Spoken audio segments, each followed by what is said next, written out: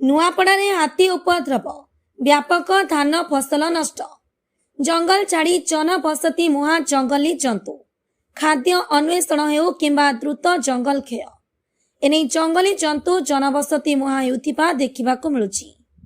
धान अमल समय धान खाइबा सह करुछंती व्यापक क्षति।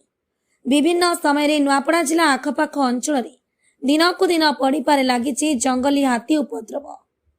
नुआपड़ा जिलार कोमना वनांचल दीर्घ दिन धरी निकटस्थ जंगलू हाथी आसी व्यापक धान फसल नष्ट करुथिबा नजरकु आसीछि। गत 4 दिन हेब विलंबित रात्रि कोमना अंचल 30 टिकिया हाथीपल उपद्रव करी व्यापक धान फसल नष्ट करिछि, जहा फल चाषी माने एकत्रित होई हाथी घौड़ाइथिले।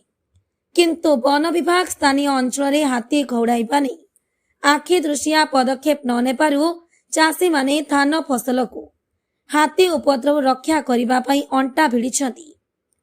सेबड़े वन विभाग कर्मचारी घटनास्थल परिदर्शन करी स्थिति अनुध्यान करने को ग्रामवासी निवेदन करिछंती।